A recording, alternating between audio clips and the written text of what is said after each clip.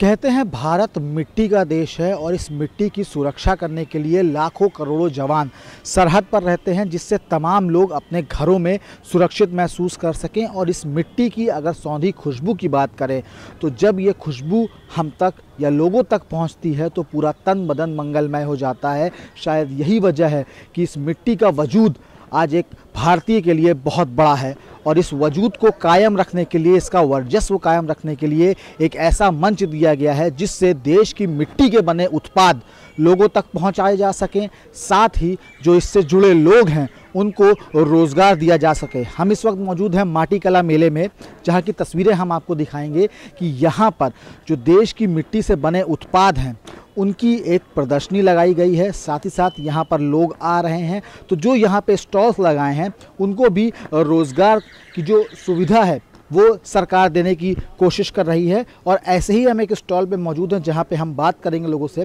भैया क्या नाम है आपका? मेरा राजन प्रजापति नाम है। मैं गोरखपुर का हूँ, ग्राम सभा हाफिज नगर और गुलरिया बाज़ार का निवासी हूँ।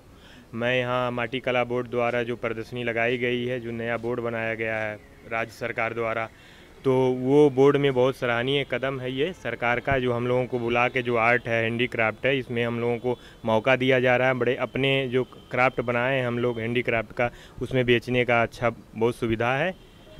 इस तरीके के जो आयोजन होते हैं इनसे आप लोगों को क्या फ़ायदा पहुंचता है? देखिए सर, हम लोग अब देहातों में रहते हैं, यहाँ ले आकर ये बीच में जो हम लोगों को यहाँ 10 रुपया मिलता है, अगर हम यहाँ आते हैं तो हमारा जो वास्तविक मूल्य होता है वो मिलता है जी।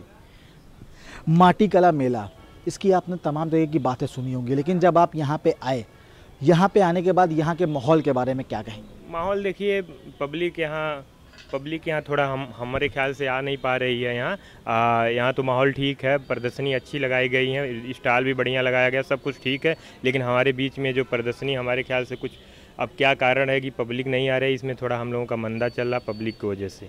अच्छा, एक आपको पुरस्कार मिला था, क्या था ये पुरस्कार और उससे आपको क्या कुछ फ़ायदा मिला? सर, ये पुरस्कार माटी कला बोर्ड द्वारा एक राज्य स्तर का पुरस्कार चयन होता है, जो फर्स्ट सेकंड थर्ड होता है, जिसमें हमने फर्स्ट प्राइज जीता हूँ।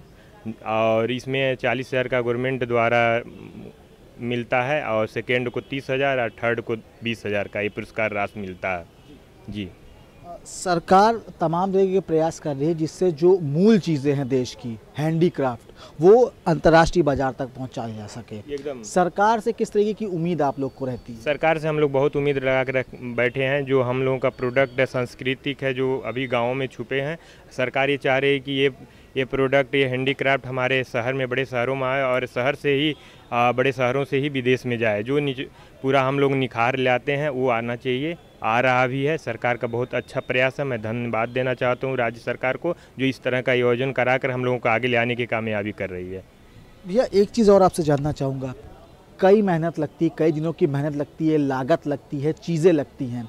क्या अगर मौजूदा वर्तमान समय की बात की जाए तो इस तरीके की जो आप लोगों की कला है, क्या वो मरती जा रही है? नहीं, हाँ, पहले मरती जाती थी, लेकिन इन्होंने राज्य सरकार, जो योगी जी हमारे माननीय मुख्यमंत्री जी हैं, यहाँ बहुत हमारे कुम्हार और आर्ट को, कोई जात हो, जात से बात नहीं है, जो आर्ट हमारी संस्कृति है उसको उभारने की बहुत प्रयास कर रहे हैं। अलग अलग योजनाएं चला रहे हैं, अलग अलग सब्सिडी का प्रोत्साहन दे रहे हैं। ये बहुत सराहनीय कदम उनका है, जो हमारी संस्कृति एक जग रही है और नया ऊर्जा ले आ रही है। हम लोग भी बहुत खुश हैं कि जो हमारी संस्कृति, हमारी मेहनत है, एक पैमाने पर लाइन पर आके बहुत आगे जा रही है।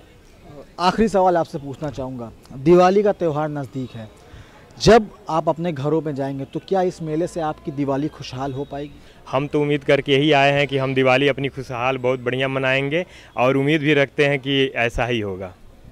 तो ये वो लोग हैं जिनकी जो मेहनत है उसको एक मंच देने के लिए राज्य सरकार तमाम तरीके के प्रयास अपना रही है, चाहे वो ODOP हो, चाहे वो MSME सेक्टर हो, तमाम तरीके के आयोजन किए जाते हैं जिससे जो देश में छुपी कला है वो निखर कर सामने आ सके। और शायद यही वजह है कि इस तरीके के आयोजनों में जो दूर दराज के लोग हैं, गाँव के लोग हैं, जिन्हें प्लेटफॉर्म नहीं मिल पाता, उन्हीं को प्लेटफॉर्म दिलाने की कोशिश पूर्ण रूप से राज्य सरकार कर रही है। बहरहाल अब देखने वाली बात ये हुई कि आखिर इस तरीके के आयोजनों से जो देश में कला दबती जा रही थी वो कितनी जल्दी निखर कर सामने आएगी और आने वाले समय में इसका फ़ायदा देश की अर्थव्यवस्था को कितना मिलेगा। वीडियो जर्नलिस्ट बाबूलाल के साथ अभिषेक पांडे, डेली इंसाइडर, लखनऊ।